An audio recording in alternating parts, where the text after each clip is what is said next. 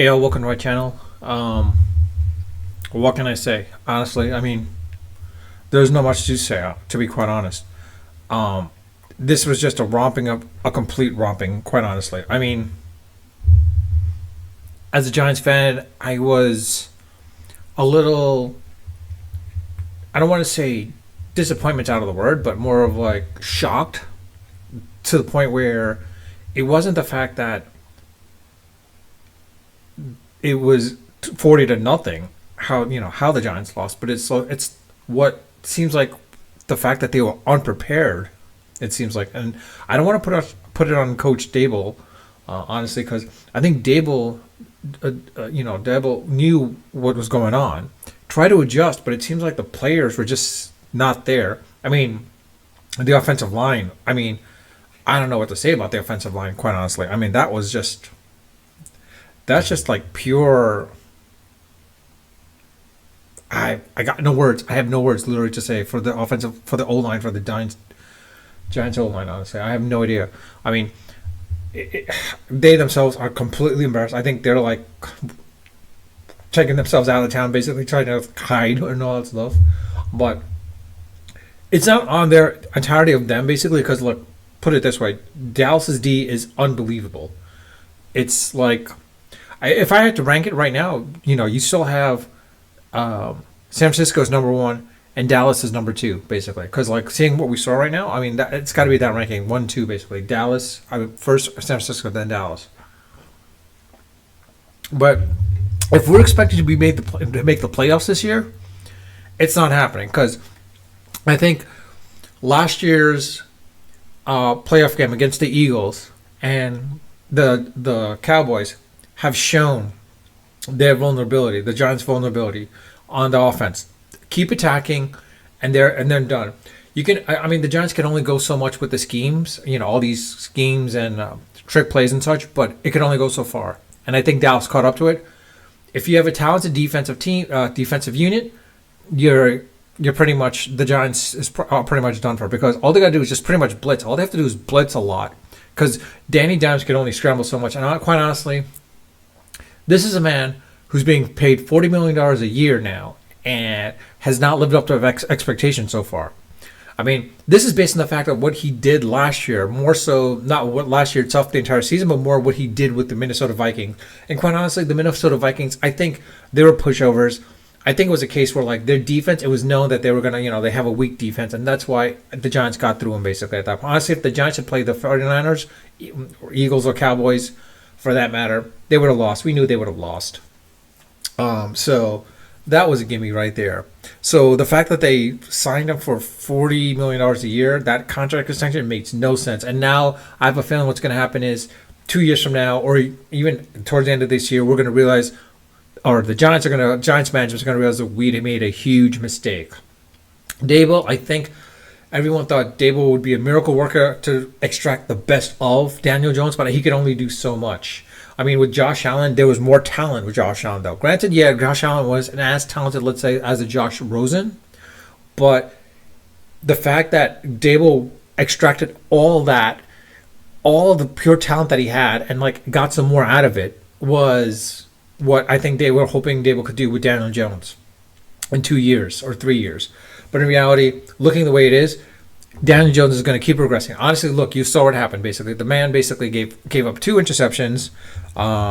What else with him? Honestly, it's hard to say what he did, because like 53% completion rating. 28 attempts. Granted, he did run a couple here and there. Like his rushing was pretty good, decent. More so over than what's his name? Saquon Barkley. I mean, honestly, I think the offense, it was definitely an offensive line, but at the same time, Daniel Jones should have done some stuff. He could have still released the ball fast enough and got his quick outs to some of the players. I mean, granted, he doesn't have the great wide receiving core as like some of these other teams have, but honestly, look at it this way: the Giants D did decent enough to the point where they were holding Dak Prescott to like 141 yards or 143 yards with no touchdowns. I mean, that's pretty impressive. It was the fact that Dallas's D was pretty much scoring the points. I think Giants D realized, you know what, we're not going to win this game. If the offense is going to be like this, we're not going to win this game unless we can score points. And the Giants D was never going to score any points, and specifically their special teams for that matter. So this is going to be interesting to see. And as most people would say, oh, you're a Daniel Jones hater. Yeah, I am. I've always been a Daniel Jones hater because he has yet to prove otherwise that he can, basically play in the big games. He can't.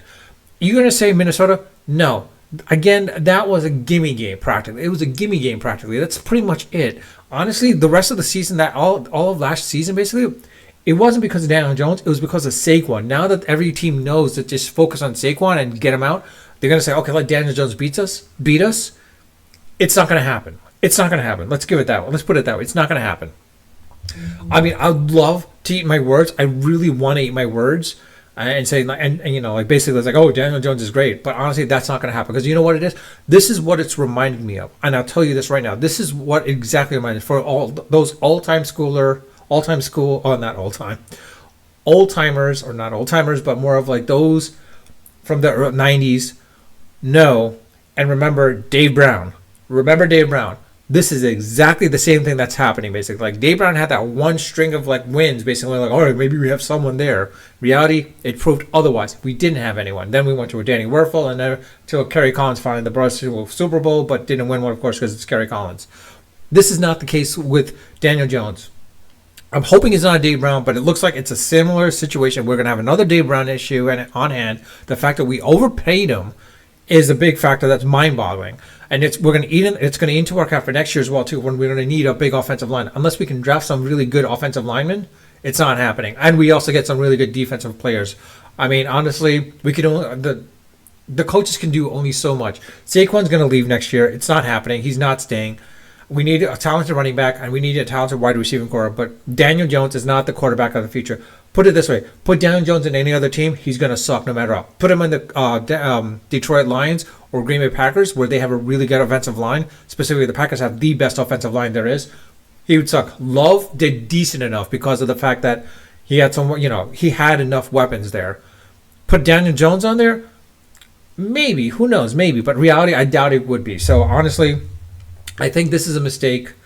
I'm hoping and I'm praying that I can eat these words, saying that Daniel Jones is not the Giants QB of the future. I'm hoping I can eat those words, but it's looking more and more a lot like that's happening.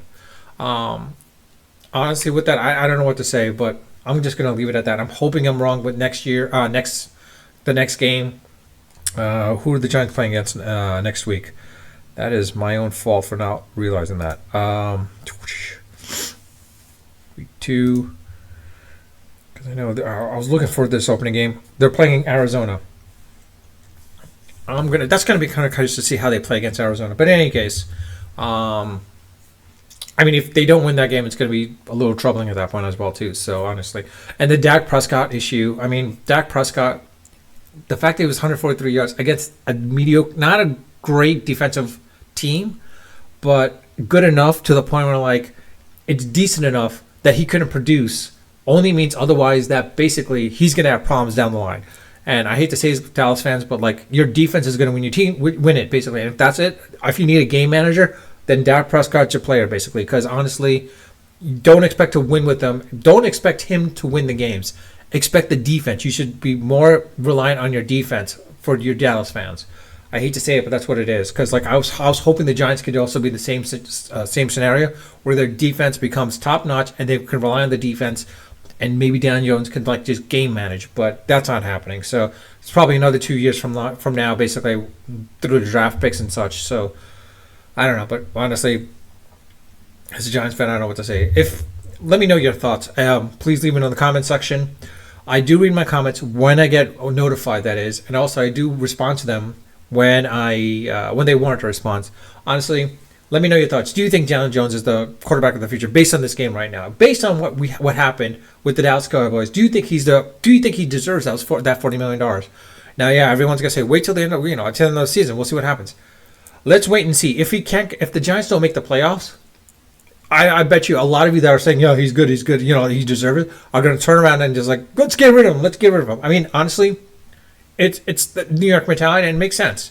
Honestly, I was a guy that when they drafted him, I'm like, no, why did you draft this guy? That was a wasted pick. But honestly, it is what it is. That's it.